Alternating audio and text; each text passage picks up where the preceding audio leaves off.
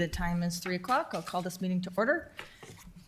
A few notes on the agenda. So items 1A and B, Northdale First Edition plat zone change are continued to February 4th, 2025 commission agenda.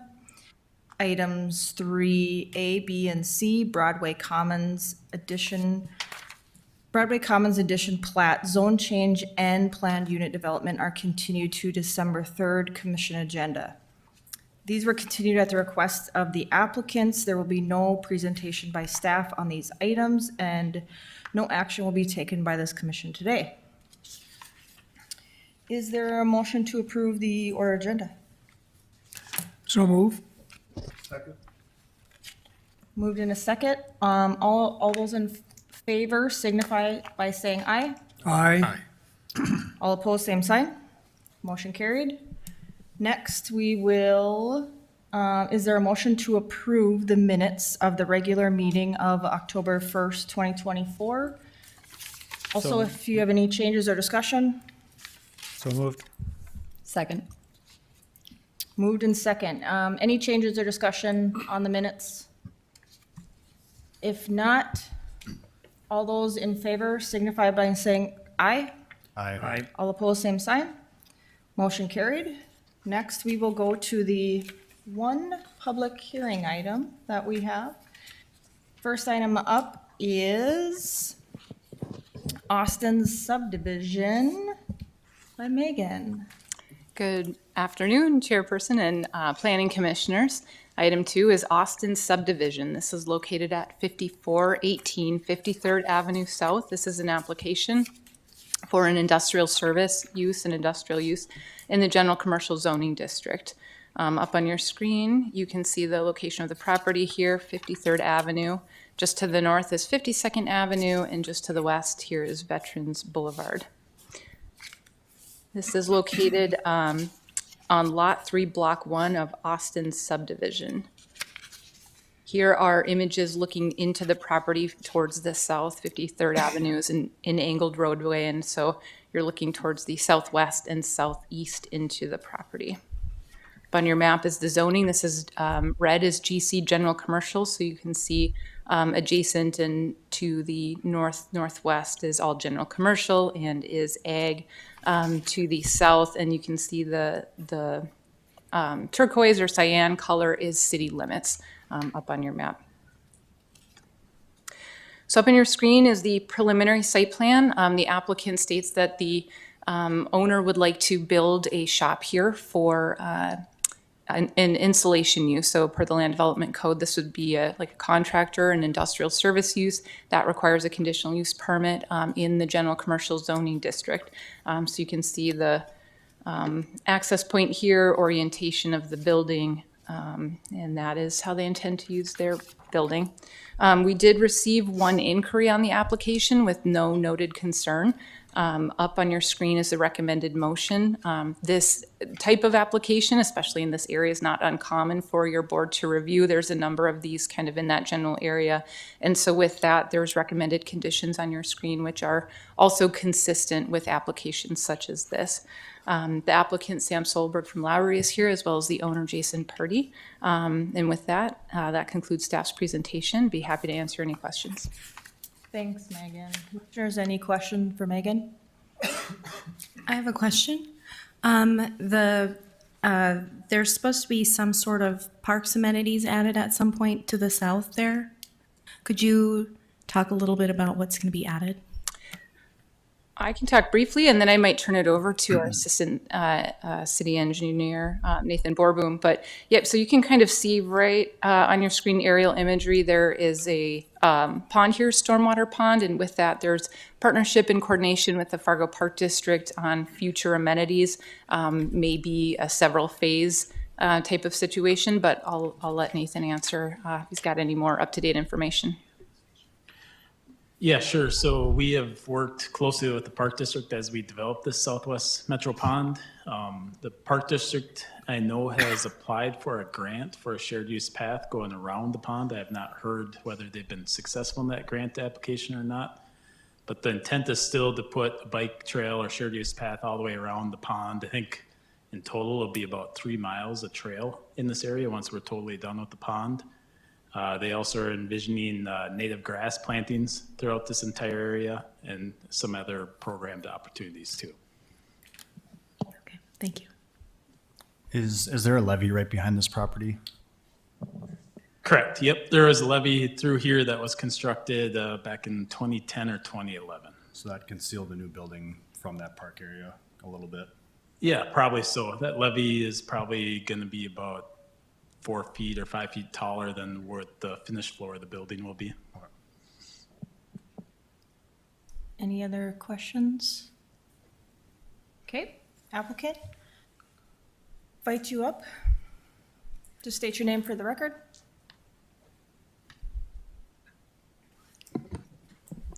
Hello, I am Sam Solberg. I'm with Lowry Engineering, representing JBJ Properties. Yeah, any questions about this property? Happy to answer. Any questions for the applicant? I'm looking at this aerial here in one of the photographs, and it looks like there's an existing tree row that's to the south east of the property. Is your intent to keep that tree row intact as further screening of your property to the stormwater pond there? Yep, correct. That will be left alone and will stay as is. Okay, thank you. I have a question. If I were driving down the street past your site and the other buildings, how would, when this is built, how would it appear different, or how would I experience something different here from the commercial properties adjacent?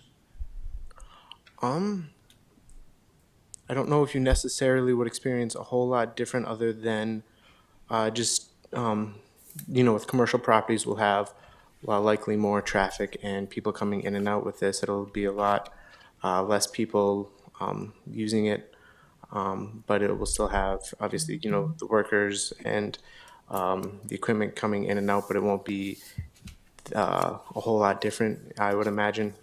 Probably less traffic overall, just larger pickup trucks and delivery trucks, but that's the only difference I could imagine. Okay, the reason I ask is perhaps this is a kind of issue that could be addressed in the new land development code revisions, that if there really is no obvious difference between this as an industrial use and the adjacent commercial uses, maybe issues like this shouldn't come to the planning commission. That's not the question you can answer. It was just a Yeah. comment I'm making. No, yeah, I understand where you're coming from. And I believe that we've discussed that with planning department about the land code in the future, and sure we'll be in discussion with them about that. So, Any other questions for the applicant? What sort of equipment, materials, or supplies, chemicals, that sort of thing would be stored at this site? no real chemicals, just building insulation, and just delivery trucks, bringing that in, forklift inside the building, moving pallets of insulation around. Nothing really other than that, I would imagine. No, like I said, no chemicals, no other real heavy equipment like that. Any other questions? Thank you. Thank you. Moving on, we'll open up the public hearing. Anybody wish to speak on item number 2? Seeing none, go ahead and close the public hearing. Commissioners, I move to approve. Do I I have move a to approve with a motion in the staff report, please. Second. motion and a second. Any discussion on the motion at all? Okay, go ahead and take the roll. Holtz, Aye. Hess, Aye. Rosenberg, Aye. Mose, Aye. Glei, Aye. Schmidt, Aye. Cecil, Aye. Stoffren, Aye. Tassa. Aye, motion carried. Next, we will bring up Donald on the update of the recent annexation of the Southwest Pond area. Commissioners, good afternoon, Commissioners. Donald Kress with the Department of Planning and Development. Speaking of the Southwest Pond here, Commissioners, this is, my mouse go here. There. Speaking of that, so our last item was right here. This is County Drain 27, which, as you commissioners were inquiring about, separates this property from the area of the southwest pond. And so at the October 28th City Commission, the city brought forward an annexation request for this piece of property. This is a portion of the west half of Section 4, Township 138 North, Range 49 West. The city owns almost the entire property. The Southeast Cass Water Resources District owns this, their half of Drain 27. The Southeast Cass went along with the annexation with us. Their board approved participating in the annexation. And just really pretty straightforward thing. It's a city-owned property. It's surrounded on three sides by the existing city. It was important for us to be able to have that pond in the city and part of the city limits. And so since we were the owner, we were able to do an owner-initiated annexation, and the City Commission recommended approval for that. That is an annexation by ordinance, so there will be a second reading of the ordinance at the November 12th City Commission. So we're not asking your commission to take any action. We just want you to know that this went forward, and so you just have that. And here the east half of that is owned by another owner, so that was not included in it. As Megan was saying, this cyan colored line is the city limits, which will now be moved over to here. And it'll take access from 64th here at this time. And eventually there'll be other accesses, but right now it's the only use there is the pond. No development is proposed. Again, the city is the owner, and so no other development is proposed. There's no zone change. It's zoned agricultural. We view the southwest pond as a basic utility, so that's a use that's allowed by right in the agricultural zone. So it'll just remain zoned ag for this time. Thank you, commissioners. Thanks, Donald. Any questions for Donald? Is there, oh, you go ahead. No, go ahead. Is there any plan to extend veterans down to service this area? I'm going to hand that one off to Mr. Boardman, sir. Sure. There's currently no plans to extend Veterans Boulevard, but we do know that eventually it will be extended as development requires it and necessitates it. There's opportunity once the diversion's in place that the crossing will be a little bit lesser in scope as well. Today, if we were to cross it, it would need a bridge. In the future, it may be box culverts or reduced cost opportunity there for the crossing. I guess my only concern there would be veterans through those neighborhoods there just north of 52nd. There's two elementary schools right on veterans, and to add increased traffic, that would basically mainly benefit Horace, just a concern. Sure. Yeah. Donald, what about the zoning? Do we do that after? Well, in this case, we don't need to change the zoning at this time, sir. We didn't plat it and zone it since, again, the city owns it and is mainly taking it in because we need to have that pond in the city. I don't know, Mr. Boardman, if you want to comment on that anymore about why we need the pond in the city? Okay. But it's not, I mean, what will it be zoned then? Well, it'll just Public stay zoned ag utility? for now. Probably the future zoning, since it would be owned by the city and the parks, would probably be the public and institutional zoning, as you suggest, or whatever that would be in the new land development code, depending on when we actually rezone it. Okay. And then around the area, what's left to annex? Well, this little strip here is already in the city, and that was, so this east half here is owned by a private property owner. This is part of the city. These were not part of an earlier annexation when we took in this area for the new park district building over here. So the areas in gray here are still outside the city limits. They're within our extraterritorial jurisdiction, but they're outside the city limits. Okay, thank you. Anyone else? Thank you, Commissioners. Donald. Next, we'll bring up Nicole on discussion of future growth strategies. I think, thanks, Chair. Mark and I are going to tag team this a little bit from our chair, and Kim is going to help be the master of navigation here. So in your packet today is, we thought we'd take the opportunity, since we have a shorter agenda, to also present some of the, now that the growth plan is adopted and the ink is hardly dry, and we are already using it in full force. And so we wanted to bring that forward as we start to talk through implementation of the growth plan and project ahead as we go through the land development code process. How much more we'll be working with you between staff and planning commission as we proceed over these next 15 months. And we're starting to get a little window of what that could look like in terms of communication processes and practices on which would normally be maybe more of an operational stage with the staff level, like you've seen historically in the past. But as we go into these new territories together, the staff leaning on you and vice versa, you leaning on staff as we proceed into what we're calling this messy middle. And so with the growth plan adoption, we have basically we have a growth plan, but that's uncodified or unregulated. And so we have this 15 months period of time where we have to guesstimate what is the best recommendation with still using the land development code as it sits today with the tools that we have that sits today. And then ironically, the cases and applications that are coming in front of us, a number of the reasons why you have the continuations today is they're getting more complex and more unique as we are in infill areas, are in greenfield areas that are maybe requiring special considerations. And so, so maybe I'll just kind of talk through the memo that is in our packet, and we can defer to the couple of elements of the growth plan and then open it up for discussion. And this is really informal. We just wanted to bring this in front of you today and hear what you're thinking and what some of these concepts bring to your mind, either here at the meeting today or offline. And you can reach out to Mark and I anytime.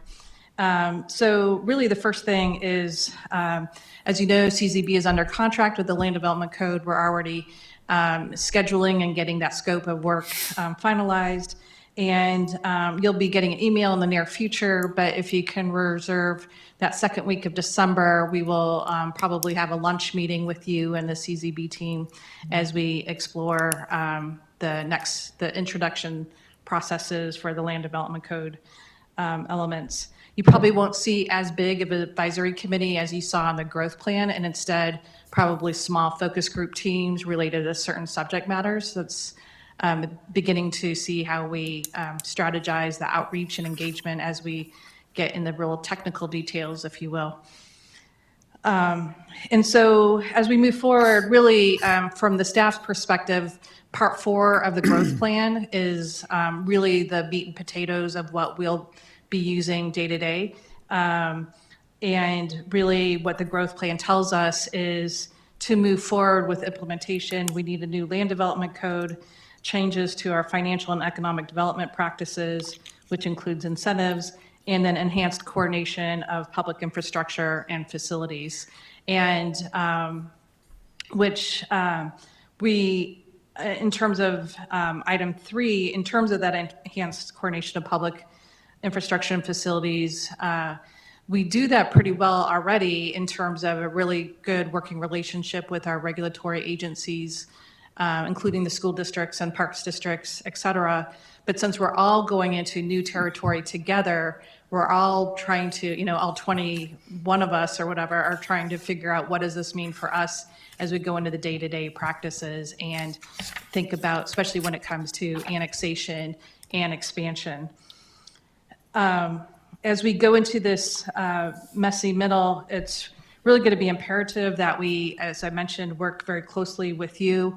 And also, as it's probably not uncommon for those that have been on the Planning Commission for a while, for you to have engagement with practitioners. Some of you are in the field of practice with developers, et cetera. And then some of you might just, have this knowledge already or be lobbied or reached out to by various parties in our community. And certainly, that's why our city attorney's here. We have all sorts of onboarding practices when it comes to ex parte communications. We're not worried about that, but we're just more worried about as we set direction moving forward, that we're in combination working with staff, elected officials, your team, city commission. There's a lot involved in this process. We have a lot of stakeholders we're trying to keep in the loop. And so never hesitate to reach out if you have questions or if you get inquiries. When we talk about this, actually all the land in the city of Fargo, I was just going to say the south side, but all the land in the city of Fargo has probably, I'm going to guesstimate, some level of option or promises or expectations in terms of developers' hands on it, right? And so, the independent Century Farm family member who's holding on to property, there's not a whole lot of that left in our community. And it's more already speculation and strategies happening, especially with the diversion right around the corner. Along those lines, you'll see in the near future, I'm not sure if we need a zone or plat with it, but the Diversion Authority is building their office building in their proximity to on the very south side. That's considered a basic utility. It's by right related to what's allowed in our land development code. And even that building in of itself promotes some speculation. And so, just trying to be coordinated as it comes to that regulation process. What we see moving forward is anything that is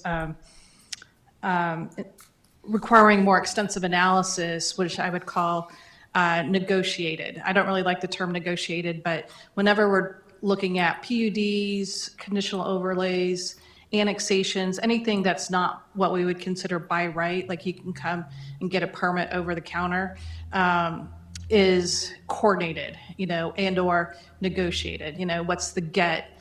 Like, for instance, in planned unit development, there's a get, if you will, in terms of higher or best use for the public, amenities for the public, or whatever that may be. Incentives, likewise, there's a trade of some sort. And so working closely together internal in the City Hall, and as we get into those nuances, we don't want to make any missteps as we get into setting precedent or setting an expectation for future. And so you can expect us to bring some of these questions and issues to you as we deliberate maybe certain components to you, more transparently. We think it's more fair for the public and for property owners, et cetera, to hear and be live in the conversation transparently, and it becomes a broader communication. And so you'll see a little bit more detailed maybe as we get into some of those. Again, one of the reasons why we have the continuation on the case that was on today's agenda for, I think that was the, which item was that? Oh, 3B, the Broadway Commons edition. And so nothing's necessarily wrong with that case or anything to that degree. It's more about that enhanced communication and coordination, where we're even getting into asking him questions about that's maybe a little beyond scope of what we normally would ask in a planned unit development in a greenfield project. So how we memorialize this, what we're predicting that we need is a technical memo or some sort of policy that's going to lay out the roadmap for development practice, as well as kind of drawing the line of what is, quote, by right in our current land development code and what is, part of the due diligence process, and see a more formal technical memo come to our Public Works Evaluation Committee, you all, and eventually the City Commission, so that it's, really predictable communication on flow and process. From the city planner's perspective, you'll see us as staff, first and foremost, it's process. Process is the most important part of the entire due diligence process, and it's the most legally, kind of fundamental part of the process. And everything else is, we follow the rules and regulations that are laid out in front of us, or what the community wants, or what the public democratic process allows for. And so fundamentally, that's kind of where we're at. So with that, we just opening up some discussion questions that might rise with you. Most of you are hearing this for the first time. We have some excerpts from the growth plan that we can talk through in a little bit more detail. I guess maybe real quickly, since Kim has it up here. I think page 116 in the growth plan is a nice spread that really talks about all the steps that are involved in annexation. And what we're starting to do at the city is working with all of our agencies that are part of the review process is start to map out what does an annexation plan look like on the south side, and including all the way down to the diversion, and what does that geography look like, and what does the phasing of that look like. I'm not sure if that's a 6-month endeavor as we go through that exploration, or a 2-month endeavor, or a 2-year endeavor. There's a lot of agencies that are involved, and a lot of costs and resource needs that get allocated as part of that process. And so this 2-page spread talks at the very high level what's all involved in terms of coordination. And let's see, if you can go to the other spreadsheet, that last page. Yeah, and then this is kind of my favorite part of the growth plan is it's really talks about what is happening over the next year to 4 years as part of each of the individual steps. And so we're not going to talk initially about it right now, but in terms of the LDC update, but really following that annexation grid and the growth center activation and the financial planning elements. A lot of this is going to be working hand in hand with our finance department and economic development incentive committee and other elements that are part of the financial planning with the city of Fargo. Mark, did you have anything you want to add?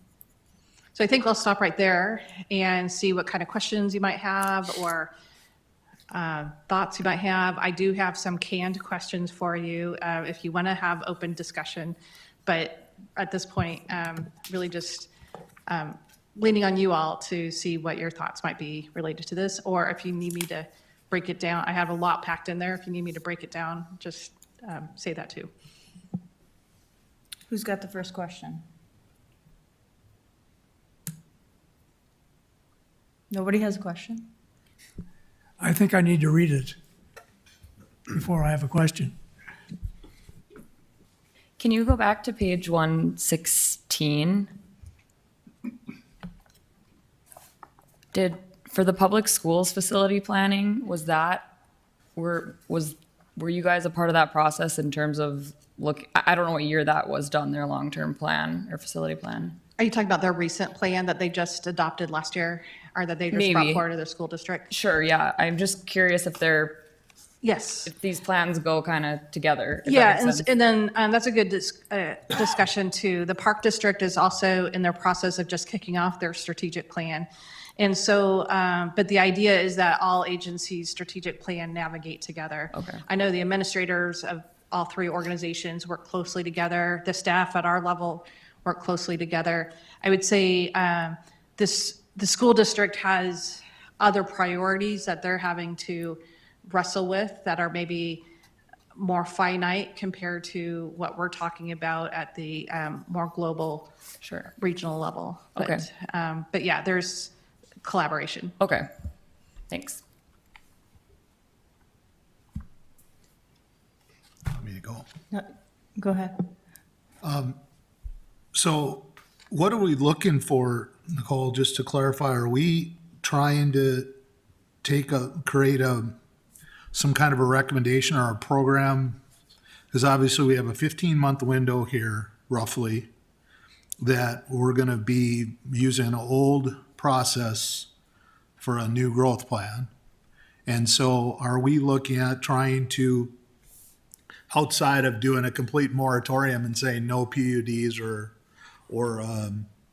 no nothing, no CUPs, anything, beyond doing that, what we're trying to do is, I assume, is trying to make a recommendation to the city commission on how we should proceed during this messy middle that we're sitting here. So is this the first shot at having a discussion, and then next meeting, are we going to have a formal recommendation sent that the planning commission is going to send then to the mayor and the city commission to try to come up with some program that way? Is that what we're looking for? Yeah, I think, exactly. I think that would be the game plan. There's a possibility that the ball might roll faster than us meeting again as a full commission. I doubt that, but I know the planning commissions the city commission are all listening. And, and if we need to call it, I don't think anything's urgent right now. So I know I'm saying both things at the same time, but as we know, government moves slow, and trying to get all the Ts crossed and Is dotted it can be extensive as a part of a process integrating into city operations. But yes, ideally, there's a comfort level that you all have moving forward. From a staff level, we're literally getting ready to start with the Sharpie drawings of how do we gerrymander land, kind of land areas, given that we know the property owners or their inquiries at this point in time, and how do we start to gerrymander those boundaries and districts when it comes to growth and expansion. However, there's some that say we barely have the resources to support what's in-house today in our city limits. And so how do we balance those needs? And so most everything moving forward is probably more of an economic discussion in addition to the land development, land use discussion. I'm sure the fire marshal, the public works director, the fire chief, police chief are all going to have a really strong opinion about, growth. And they've been, their opinions have been baked into the growth plan today. But, again, when you start putting pencil to paper with actual lines, it all of a sudden becomes a lot more real, maybe.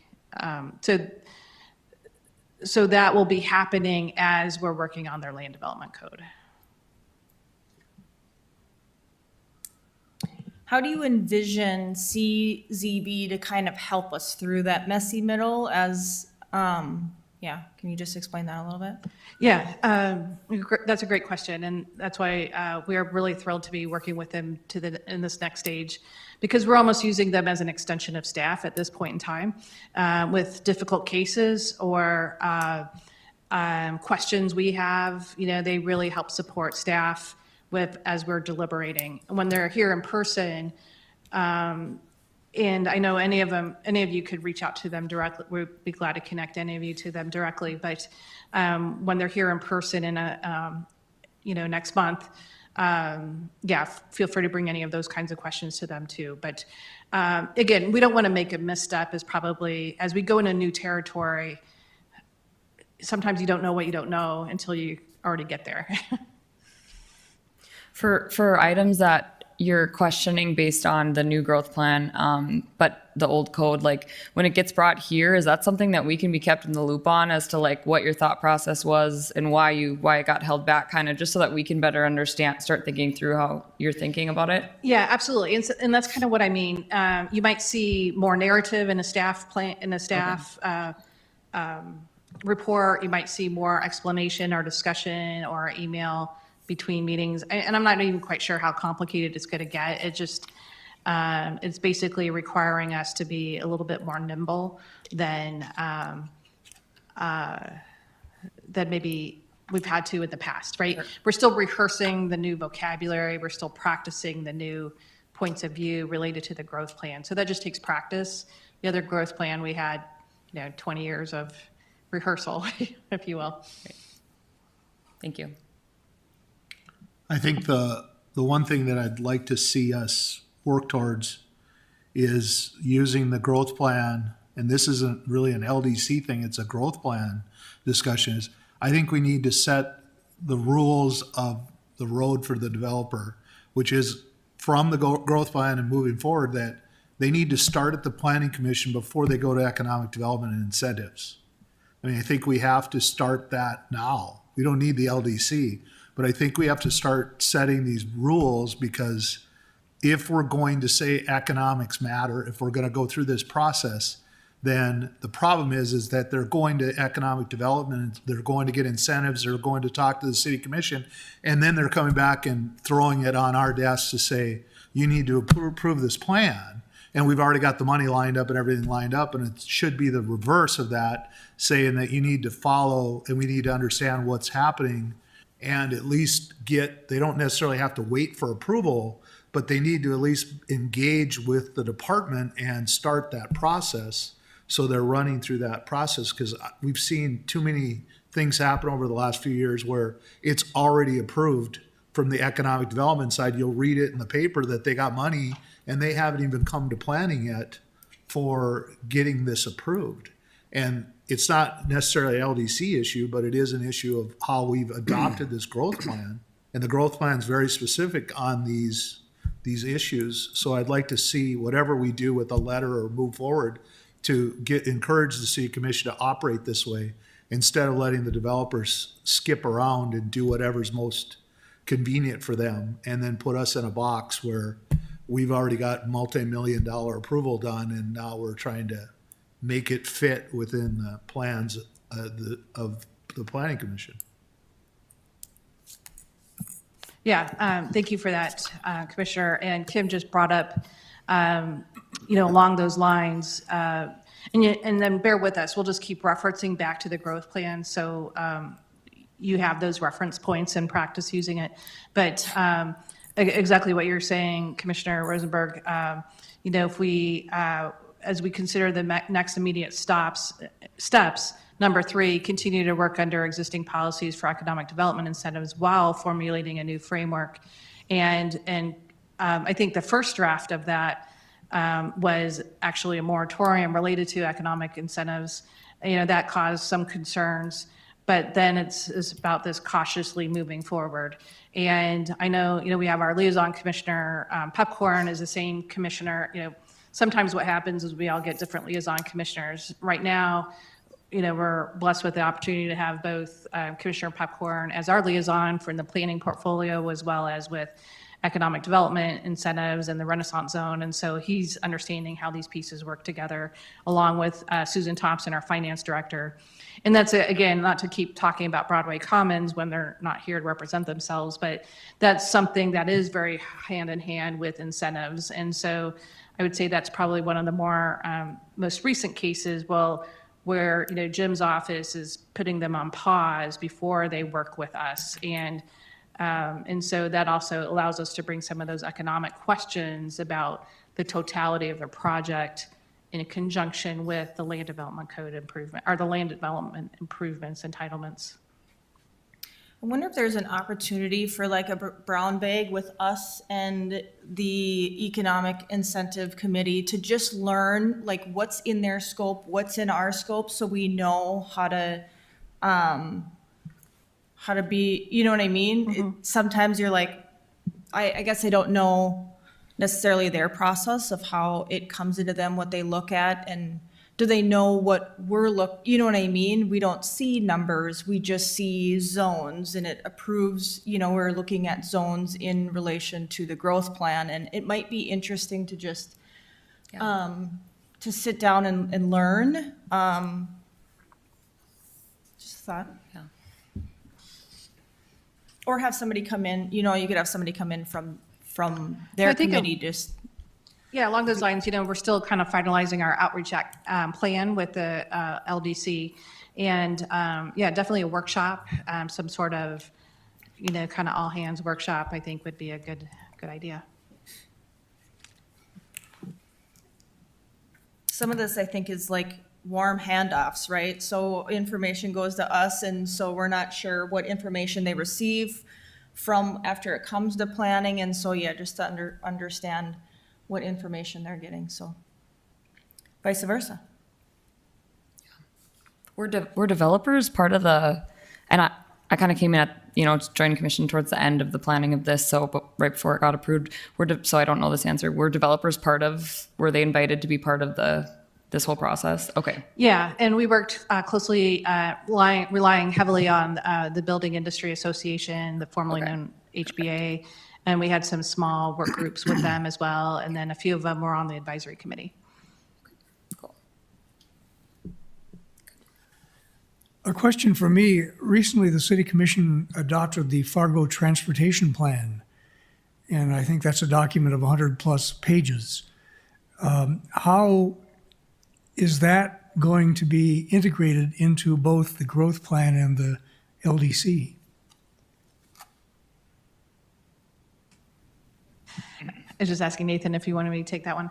Yes, our staff teams worked very closely on those together. Ideally, the transportation plan would have been completed about a year ago.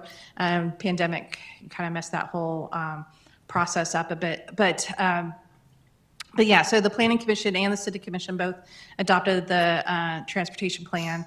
That you can think of the transportation plan is very much hand in hand with the growth plan. They're very integrated. If you actually compare the maps that correlate with both, they're very integrated.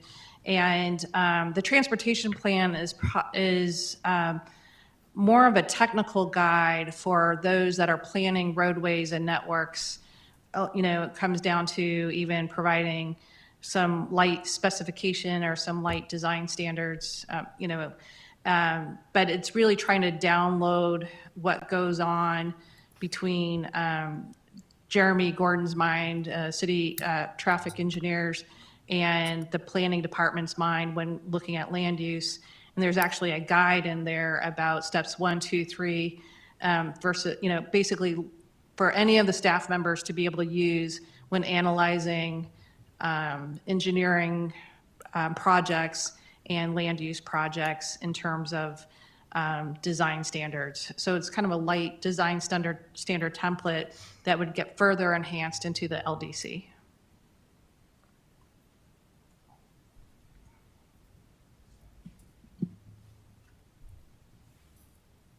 Anybody else?